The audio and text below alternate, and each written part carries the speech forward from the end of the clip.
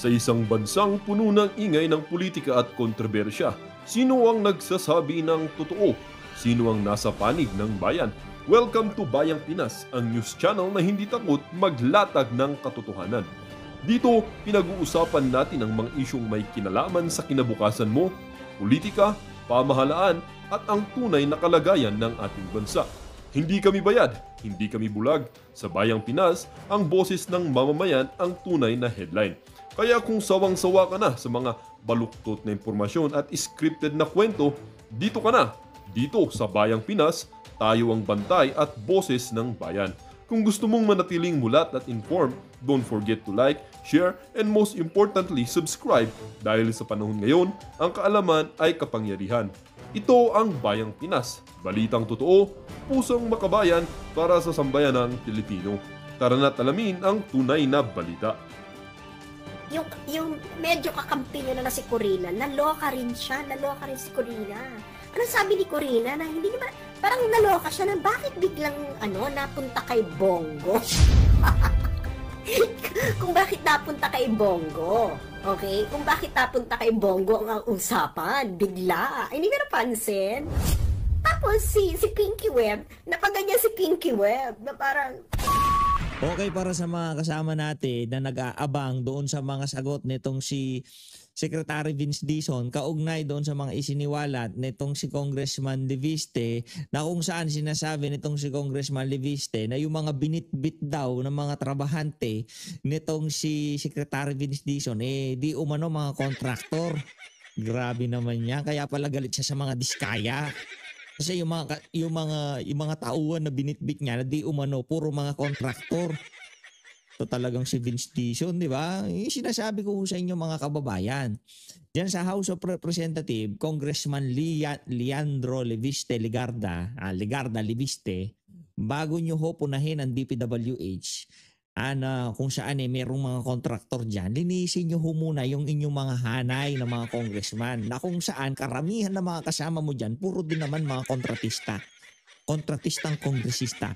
At para naman dyan sa DPWH, bago nyo banatan yung mga kontratista, linisin nyo rin yung inyong mga hanay kasi marami din kayong mga kasama mga kontratista dyan sa DPWH. At para dito sa DOJ at dito sa mga NBI, yung mga napapabalita ng mga kontratista, kontraktor na palsipikado, kayo ho trumabaho dyan.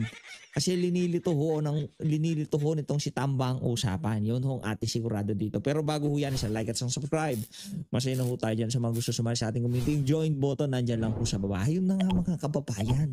Marami na naman hong mapapraning dyan sa pagbisita itong si VP Sara dyan sa Central Office ng Iglesia ni Cristo. Paano ba naman? Mantakin nyo ho yan mga kababayan sa kabila ng napakaraming kaguluhan. Sa kabila ng pagkabisi nitong si VP Sara, hindi niya ho nakakalimutan itong mga mahalagang araw dyan sa Iglesia. Dyan sa Iglesia ni Cristo. Ito, panoorin ho natin mga kababayan. Tapos mamaya, yung mga kung tawagin Duterte diehard haters o yung mga DDH. Naalala ko si DH ng mga DH.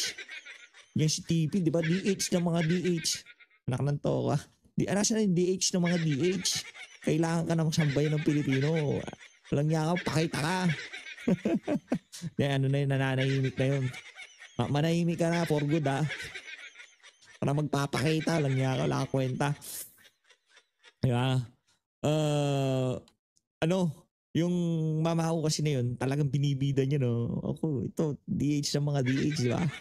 Pero ito si Ma'am Sas, meron ho siya, mga Duterte diehard haters. Makinig kayo kay Ma'am Sas pagkatapos ng video na to ni VP Sara na pagbisita dyan sa mga kababayan diyan sa Central Office ng INC. Panoorin ho natin ito mga kababayan. Samantala, dumating po sa Central Office ng Iglesia ni Cristo si Vice President Sara Duterte kaninang hapon. Matindi yan, Kaya alamin po natin ang detalye sa report ni Laila Tumanan. Muling bumisita kaninang hapon sa Iglesia ni Cristo Central Office sa New Era, Quezon City si Vice President Sara Duterte. Malugod siyang tinanggap ng Executive Minister, ang kapatid na Eduardo V. Manalo.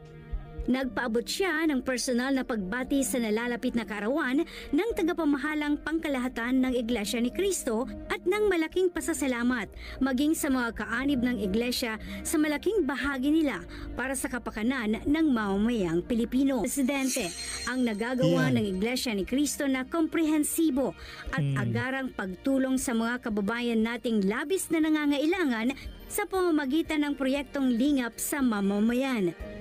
Nitong mga nagdaang Galing, buwan ay hindi lamang yan ho tayo nabibilib yung mga ganyang klaseng organisasyon. Diba talagang yung kanilang pagtulong sa ating mga kababayan talagang napakataos puso. Kagaya ng KOJC, di ba? Nakita nyo naman ho mga kababayan kung kung gaano katindi yung ginagawa nilang pagtulong sa ating mga kababayang na binayo ng napakatinding lindol dyan sa Cebu. Diba? Nakita nyo pa, ganyan na ganyan ho Yung tipong talagang pagka pumasok ka, paglabas mo, busog na busog ka no? kasunod ang isinagawang relief operations, kundi maging ng Fiscal International bilang pagtulong. Nakita nyo yung saya natin, nakita natin ng KOJC. Pag nakikita ho natin na yung mga organisasyon meron ganito, yung tipong walang political interest na itinutulak, tapos talagang sincerong pagtulong lang sa ating mga kababayan ang talagang pinapakita nila. Nakakatabaho ng puso, parang talagang mararamdaman mo na mayroong pang pag-asa tong bansa na to habang mayroong mga individual, mayroong organisasyon na kagaya ng KOJC at Iglesia ni Cristo. Saludo. Sa pamahalaan. Sa buwang ito ng kaarawan ng kapatid na Eduardo V. Manalo, galing. Nitong mga nagdaang araw Saludo, ay nagsimula na ang worldwide lingap sa mamamayan sa mahihirap na residente hindi lamang sa ating bansa kundi maging sa iba't ibang dako na nararating ng pangangaral ng Iglesia ni Cristo. Ang serye ng mga aktibidad na ito ay masasaksihan sa Net25 sa Oktubre at 31, alas 10 ng umaga. Bukod sa ginagawang pagtulong sa kapwa, ipinagpasalamat din ni VP Sara ang pagkakaisa ng mga kaanib sa iglesia sa patuloy na pananalangin para sa kapayapaan ng pamumuno ng mga leader sa bansa. Laila Tumana.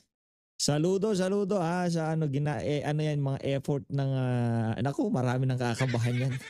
Nakita nila yung ating idolong si Kamoisture. Kamoisture yan Kaya yung mga nagtataka kung bakit sobrang pogi natin dito sa PH Update, sa mga nagtatanong ano ba yung beauty regimen, yung yung ginaya nating beauty regimen, nanggaling ho yung beauty regimen na yan kay Ma'am Sugando sa Sot. Kita nga naman yung beauty niya, di ba? Talagang namamayagpag, to the moon, di ba? Yan ho ang ginaya natin. Kaya yung moisturizer natin, galing dyan, sa kanya natin binili. Kaya kung gusto nyo kung ma-moisturize yung mukha nyo, yung beauty regimen nito yan ang gayahin nyo, di ba? Sigurado gaganda ho kayo. I-chat nyo lang i-PM nyo lang, tawagan nyo lang, i-text nyo lang dyan sa number niya at makakabili na kayo ng moisturizer na itong si Kamois. Hindi, joke lang. Wala ho siyang binibenta. Maya-maya, pagka meron hong lumabas na numero dyan, kung gusto nyo hong magpalipad, wag na ho kay PH Update. Dito na lang ho kay Ma'am Sas. Dito sa video na to, yung mga gusto magpalipad, hanapin nyo lang ho yung number niya sa GCash nito si Ma'am Sas. Sa kanya nyo na ho ibato lahat yan. Ma'am Sas. Yan, Kamoisture yan. Idol yan, idol. Yan. Magandang gabi po. Hello, na-miss niyo ba akong mag-live? Miss na Ayan, miss. nandito na ako uli. Hello. Ano na, mga friendship? Burado yan. Exclusive yan kay PH Update. Burado na yung video na yun Pero nahagilap pa rin ho natin. Kung tawagin ho yan exclusive. Punta kayo dyan sa Sastrogando Sasot. Hindi nyo na makikita tong video na to. Ano ng eksena ng buhay? Ayan. Sandali na. Ano na? Kamusta na? Kamustasan idol, na? Idol. Hello. Ika nga na to si Sir MJ Mondihar, solid. Yan, solid. Ika nga ni Sir MJ, solid. Yang si Sas, solid na solid yan. Ika nga. Sir MJ, solid yan. Solid na solid na solid. Ayun. Bakit hindi ko makita kung ilan na ang viewers? Nako. Ayan. Umpisa na, ma'am. Marami na yan. Okay. Magandang magandang gabi po sa inyong lahat. Hi! Hello! Binabati ko po ang Mga ito yung mga kamoysure. early bird at Yan. attendance. Attendance muna tayo. Hello sa mga Mm. Oo, abuloy dahil 3 beses na po akong namatay. Yan, So, abuloy. abuloy na talaga yan. Yan.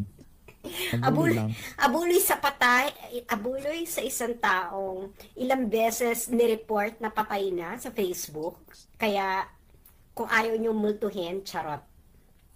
Kaya, ayan. Hello, ayan. Bongga ang ating pag-uusapan ngayong gabing ito. Namiss nyo ba ako? Namiss nyo ba ako mag-live sa aking, Miss. sa aking page? Pag hindi nyo ko na-miss, i-off ko na to. I-off ko na to. Charot. So, ayan. Thank you so much. Attendance muna tayo habang hinihintay muna natin ang iba ninyong classmate. Ayan. So, eto na. Okay. Ano na, magchichikahan na tayo. Chikahan na tayo ng bonggang-bongga. O, sa mga taga-Pangasinan dyan. Hello. Ayan. So, ngayon, ano ba pag-uusapan natin? Okay. Ang pag-uusapan natin ngayon ay kakaibang eksena. Okay. Papa, hindi kasi ako makapag-share dito, no? Hindi kasi ako makapag-live stream. Ewan ko kung bakit hindi siya napapublic. Okay. So, ang eksena, siguro napanood yung Tulungan kita, mama. Tulungan kita kung hindi ka makapag ano. Ako magla-live at magla-live stream para sa iyo. ba Yan. yung video ni Rolando Llamas. Yan. Gusto ko Si yan. Llamas, si Mr. Llamas, Nako. na dating presidential Mali. advisor Mali ho tayo. ni Pinoy. Nako. O, yung mga nagpapadala ng abuloy, maraming salamat. Gusto ko munang ipakilala sa inyo itong si Llamas bago na sana natin umpisahan tong video na to. Si Llamas, siya yung napabalitang di umanong kakalantari ng isang senador ngayon. Kaso hindi ko na maano kasi hindi ko ba alam kung saan ko nalagay yung video na yun.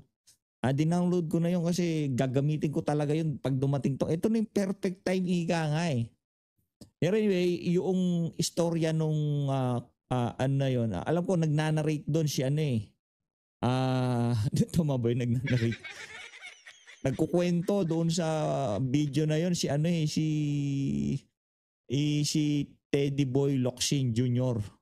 Ang sinasabi niya, itong si Boy Llamas, o itong si Llamas, meron siyang nakakalantaring isang senador ngayon. Senadora, sorry, baka kalang lalaki. Senadora ngayon. Straight naman yang si Boy Llamas. Mahilingan lumamas yan eh. Baka nga yung doorbell nung ano na yun, nung senadora na yun, talagang matindi ang ginawa niyang panlalamas nun eh. Kilala niyo ho ba yung senadora? Comment nyo nga sa baba kung kilala nyo. Yung nakakalantari nitong si Llamas na senadora, di umano. Base doon sa napanood nating video. Mahilig lumamas yan. Mag-ingat ka pag nakita nyo yung mama na yan. Lumamas ng alaya, ube alaya. Ayun naman, no. Hindi nalamas yan eh. Dapat lamas na lamas mo yan pagka... May mga nare-receive na ako ng mga pichu-pichu. Thank you po mula Yeah. sa aking puso. Anyway, so, ito si Rolando Llamas, okay, na dating presidential advisor on political affairs ni Pinoy. Meron siyang interview. Okay, ano meron yung siyang interview niya? interview. Ngayon, ang interview niya ay pinag-uusapan nila kung sinong ipanlalaban kay Sara. Nako, Okay. So basically, ba yan? basically, Regal Olivia sumakabilang parlor. Ay, ano natin mga sumakabilang parlor? Hayaan nyo yung mga yan. Baka mas maganda doon ang pakulay. Yun. So, ang eksena ng buhay, Speaking of pakulay sa mga magpapakulay dito sa video na to. Naku, hindi ko pa, medyo nabibisi lang ho tayo pagka nga naasikaso natin yan. Lahat ng nagpakulay 3 years ago, isi-shoutout ho natin lahat. At ang magpapakulay dito sa video na to, advance na, ika nga na ano ko na, nanunostra ko na eh. Ramdam ko na yung mga kasama natin dito. Sigurado dito sa video na to uulanin tayo ng pakulay, di ba? Salamat ha. Ma'am Ariza yan, salamat ha. Dito kay Sir Raymond Federico Picar, salamat ha. Dito kay Sir Herbiscal, salamat. Dito kay pangalan nun, Ma'am Connie Raso, salamat. Nako. Maraming salamat sa lahat. Mabuhay ko yung lahat. Ganito. Okay. Si Rolando Llamas, meron siyang interview. Basically, is admitting that Sara is a very strong opponent sa 2028. Right. Okay, sa 2028. Ngayon, ang sinasabi ni Rolando Llamas, kung yung mga yung sila, okay? Yung kampo ni BBM, kampo ng Kakamfeng, kampo ng Yellow, kampo ng CPP-NPA, silang lahat. Kung hindi sila magkaisa, talagang wala silang laban. Basically, Correct. yun ang chika. Okay, yun ang chika. So ngayon, ang recommendation niya is kailangan muna nilang magsama-sama, otherwise Duterte presidency will be in the bag, okay? In the bag ng 2028. Okay. So ngayon, bibigyan na natin sila ng pangalan, no? Bibigyan na natin silang pangalang lahat. Okay. Ano ang pangalan nilang lahat? Sila ngayon ang tatawagin nating DDH. DDH, yan. Gusto ko yan. Duterte diehard Duterte haters. Yan. Or Duterte diehard haters, however you would like to say it. Diehard Duterte haters. Kung may DDS, may diehard Duterte supporters, meron namang DDH, diehard Duterte haters. Yan. So sila ngayon ang kabilang kampo. Okay. So sino-sino yung mga nandyan na Duterte diehard haters. So nandyan, of course, nandyan na bigla si BBM, ang kampo ng BBM, na dati silang Duterte supporters. Ano na sila ngayon? Diehard Duterte haters. Haters, yan. Tapos, syempre, nandyan ang mga yellows na naging pink. Andiyan ang Akbayan party list nila Risa Ontiveros. At nandiyan din ang Makabayan block ng CPP-NPA. So basically, sila ang bumubuo ng diehard Duterte haters. Lahat ng natatakot. Okay? Lahat ng natatakot. Okay? Pagdating ng panahon. Bakit nga ba sila natatakot pagdating ng panahon? Bakit nga ba kayo natatakot pagdating ng panahon? Ano kinakatakot ninyo? Wala. Hindi ba? Ikaw ang sakit ng kanilang mga mata. Ano nga yung tipong, ano bang natatakot nyo? Pag naging presidente si VP, huwag kayong matakot. Ba't takot na takot kayo kay VP? Mabait yan. May mabait yan si VP Sara. Basta gawin nyo lang ang tama. Ngayon, para doon sa lahat ng gumawa ng kabuktutan dito sa administrasyon na to, kung kilala nyo si VP Sara at ngayong mga panahon na to, nakakaramdam kayo ng pagkabagabag bago kayo matulog dahil kung sakaling maging presidente si Sara, nako, malaki ho ang problema nyo. Sinasabi ko sa inyo. Yung laging sinasabi ni dating Pangulo Rodrigo Duterte, merong oras ang lahat ng bagay. Merong oras na ikaw ay pinanganak, merong oras na ikaw ay kukunin ng may kapal, merong oras na ikaw ay magiging mayaman, merong oras na maghihirap ka, merong oras lahat ng bagay. At merong oras na inaapi ngayon si VP Sara, ang ating Princess Sara kung tawagin. Pero merong oras na si Princess Sara magiging tunay na prinsesa. Diba? Yun, hindi mapipigilan yun. Dahil lahat ng bagay may oras. Panahon, ika nga. Diba? Tingnan natin mga kababayan. Abang lang ho kayo. Pero tayo, base sa mga recent development, hindi ho tayo nababahala para sa presidential bid ni VP Sara sa 2028 election. Ano lang yan? Ika nga, shoot na yan sa banga. Di ba? Shoot na yan sa banga. Parang hindi naman ako. Charot. Okay. So ngayon, kanino siyang nagkabilang parlor? Huwag na natin pag-usapin yung mga sumakabilang parlor. Yaan nyo na yan. Sabi ko nga sa inyo, baka sa kabilang parlor, maganda ang pakulot, Okay na nga sana eh. Alam nyo, mas may prinsipyo pa yung mga tumatayo na yan na nagangabilang parlor dahil ika nga kung doon yung talagang gusto naman nila, pero sa bagay yung iba talaga gusto lang talaga nila pera. Sa kabilang parlor, dito sa kampo na to, sa kabilang kampo, basta kung saan may pera doon siya. Meron ng mga vlogger na ganyan, baka akala nyo ha. Kaya ingat ho kayo sa mga pinapanood nyo. Dapat yung sigurado kayo. Ang tanong ba yung mga pinapanood nyo, sigurado kayo may prinsipyo. Sigurado ho ba kayo, hindi ginagawa ng mga vlogger na yan, hindi lang para sa pera. Baka ginagawa lang ho nila yung mga yan. Tignan nyo na lang ho yung kasaysayan nila, di ba? Tignan nyo na lang. Pagka nakita nyo kasaysayan nila, dati pala ganito, ang ngayon ganyan. Alam ko na ibig sabihin yan. Ika nga, pera-pera lang yan, di ba? Pakulay. Okay. Hayaan nyo na yung mga nasa kabilang parlor. Hayaan nyo na yan. Wala tayong pakialam sa mga yan. Nandito na tayo sa yung parlor na lang natin ang pag-usapan natin. Iyon.